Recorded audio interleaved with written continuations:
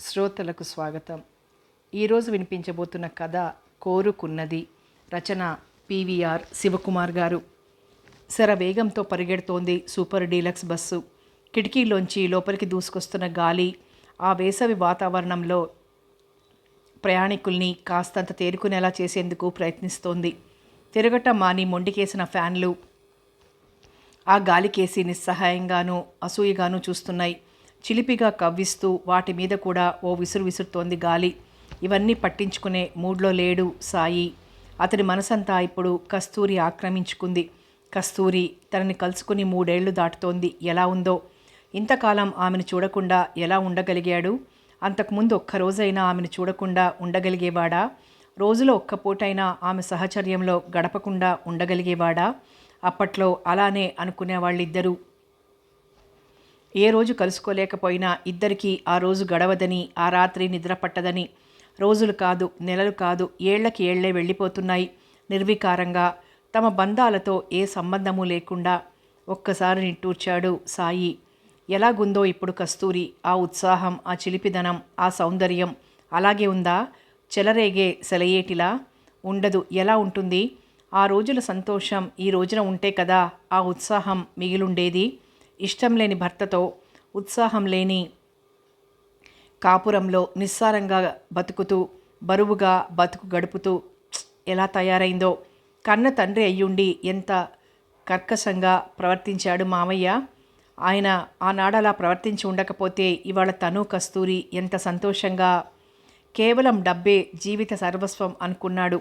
డబ్బుతోనే సుఖ సంతోషాల్ని, శాంతి సంతృప్తుల్ని కొనొచ్చు అనుకున్నాడు. ఎంత పొరపడ్డాడో ఈనాడు కూతురు కాపురం చూస్తే తెలిసొస్తుంది. 2 నిండు జీవితాల సంతోషాల్ని తన కాఠిన్యానికి బలి తీసుకున్నాడు. కళ్ళు గట్టిగా మూసుకొని సీటు వెనక్కి జారగిలబడ్డాడు సాయి. అతని కళ్ళ ముందు చీకటి వలయాలు, వాటి వెనగ్గా గతం. చంద్రశేఖరం గారు పూర్తిగా డబ్బు మనిషి. ఆయనకి తండ్రి నుంచి సంక్రమించిన ఆస్తి చిల్లిగవ్వలేదు.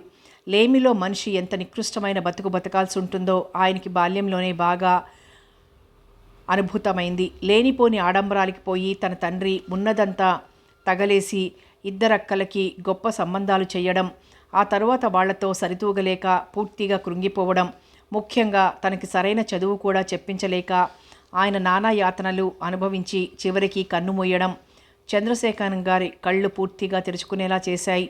పియూసీ పాస్ అయి తండ్రి లేని స్థితిలో రోడ్డు మీద నిలబెడితే బావగార్లు పలకరించి పట్టెడన్నం పెట్టిన పాపాన కూడా పోలేదు.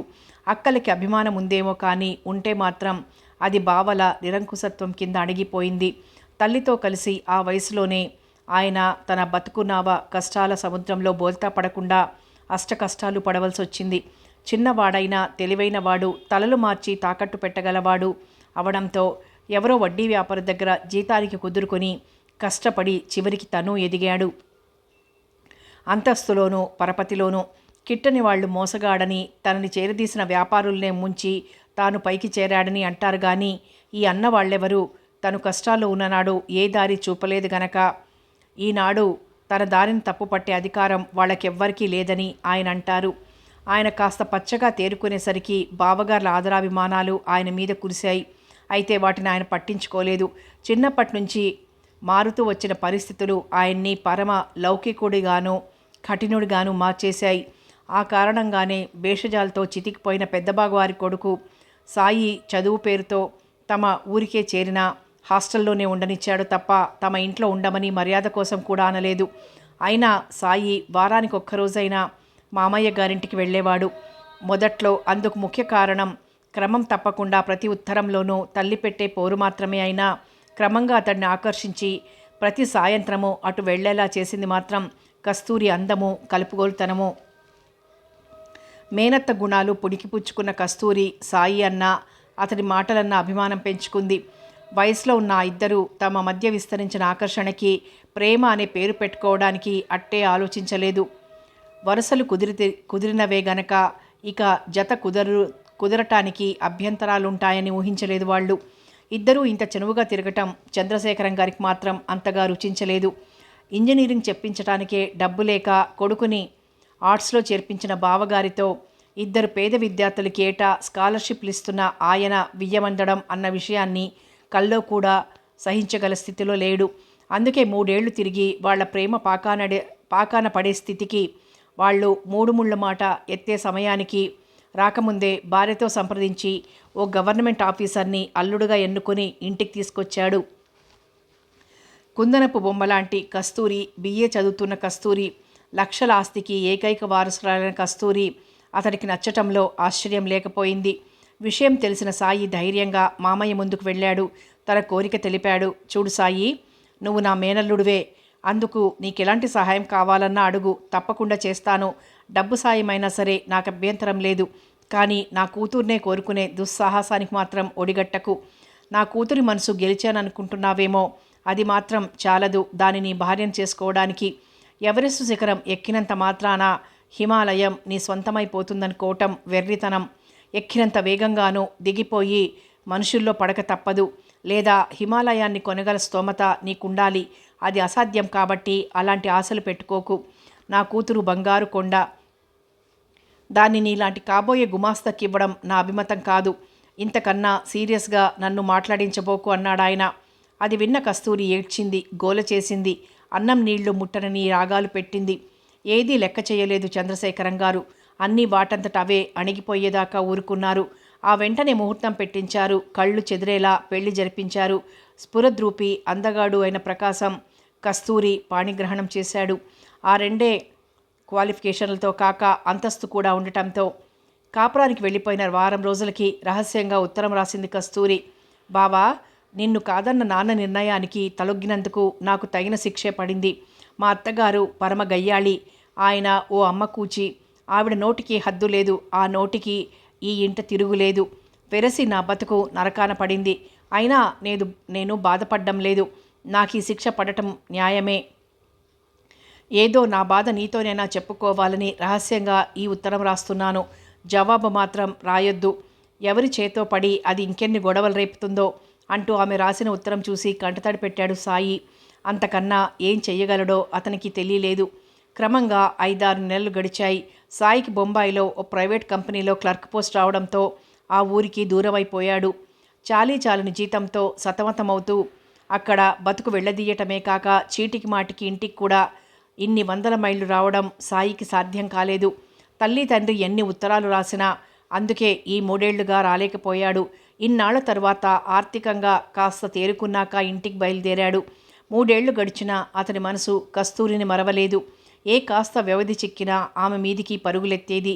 తల్లిదండ్రులు ఎన్ని సంబంధాల గురించి రాసినా పెళ్లిని వెనక్కి నెడుతూ గడిపాడు ఇన్నాళ్ళు. కస్తూరికి అంకితమైన ఈ మనసు మరో వ్యక్తిని మళ్ళీ ఆదరించగలదా? అలా రాజీ పడలేని నాడు ఆ వ్యక్తి మనుగడని చేజేతులా దుర్భరం చేయడమే కాదు అనుకుని ఊరుకున్నాడు. ఇంటికొచ్చాక తెలిసింది కస్తూరి భర్త ఇప్పుడు విశాఖపట్నంలో ఉంటున్నాడని. ఎలాగైనా ఆమెని కలుసుకోవాలనిపించింది.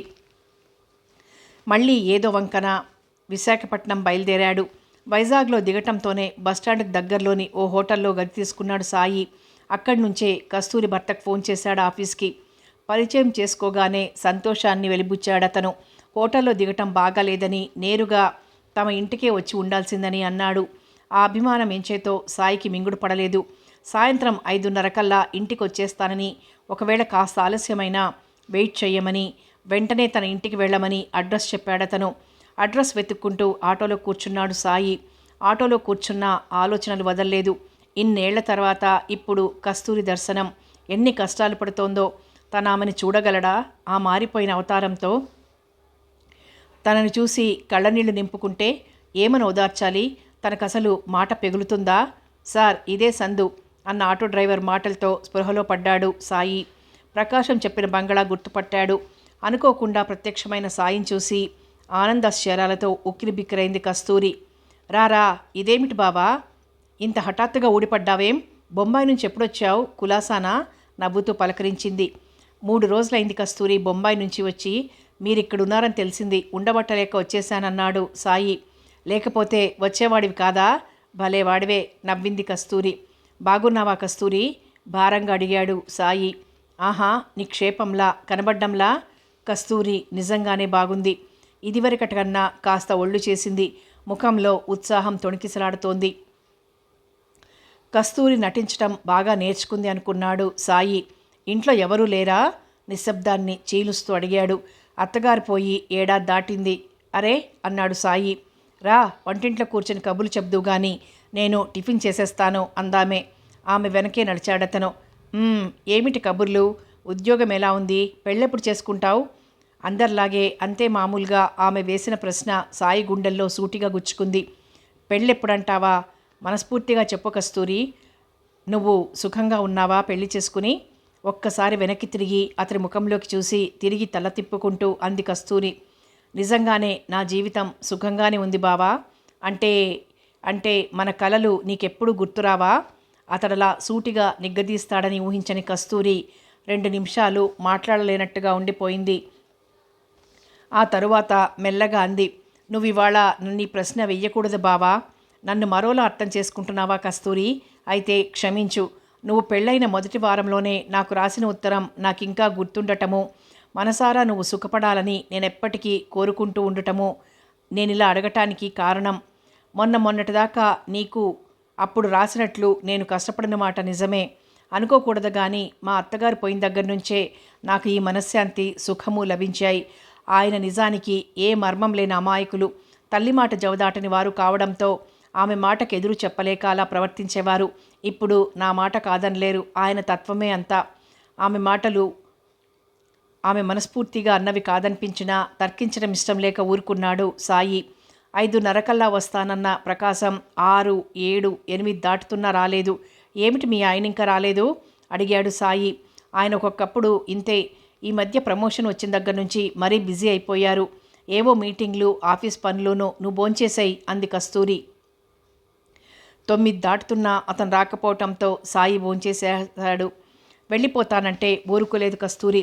ఆయన వస్తారుగా, రేపు ఉదయం వెళ్ళొచ్చులే అంటూ ఉంచేసింది. తన కోసం ఏర్పాటు చేసిన గదిలోకి వెళ్ళి పక్క మీద వాలాడు. అర్ధరాత్రవుతుండగా వచ్చాడు ప్రకాశం.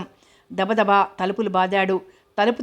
తలుపు తీసిన కస్తూరి, ఏమే ఇంత ఆలస్యం దేనికి తలుపు తీయటానికి అంటూ ముద్దగా అరిచిన అతడి అరుపుకి, గట్టిగా అరవకండి, మా బావ వచ్చాడు, పడుకున్నాడు అని ప్రాధేయపడటంతో అతను మరింత రెచ్చిపోయి, ఎవడే ఆ బావా? నేనింట్లో లేకుండా చూసి మీ బావని పిలిపించుకుంటున్నావా అంటూ మళ్ళీ అరిచాడు. ఆ వెనకే దబీమని చప్పుడు, సన్నని గొంతుతో కస్తూరి ఏడుపు. బర్రమన్న కాలింగ్ వెల్మోతకి చటుక్కుమని మెలకు వచ్చింది సాయికి. హలో డార్లింగ్, వెరీ సారీ, ఆలస్యం శృతిమించింది అంటున్న ప్రకాశం గొంతు వినపడింది. ఆ వెనకే బూట్ల చప్పుడు. నాకిది మామూలే గాని ఇవాళ మా బావ వస్తాడని తెలిసి ఇంత ఆలస్యం చేయడం. అరెరే, నిజమే కదూ. ఆయన వస్తున్న మాటే మర్చిపోయాను. వెదవ్ మీటింగ్ గొడవల్లో పడి సాయంత్రం అనుకోకుండా హెడ్ ఆఫీస్ నుంచి మా డైరెక్టర్ వచ్చాడు. ఇప్పటిదాకా ఆయనతోనే. వచ్చారా మీ బావా? భోజనం చేసి పడుకున్నాడు కూడాను. రేపు ఉదయం మాట్లాడుకోవచ్చులే. తీరిగ్గా ఆకలి దంచేస్తోంది, భోజనం వడ్డించు.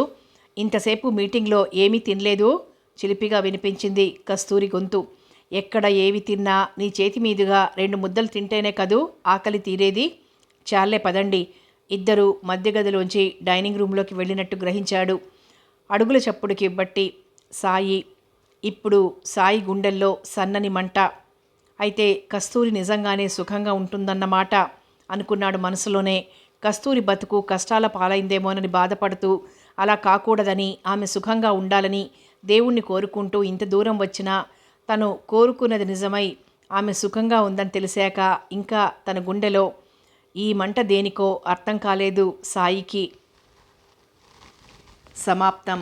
కోరుకున్నది కథ సమాప్తం. మరో మంచి కథతో మళ్ళీ కలుసుకుందాం.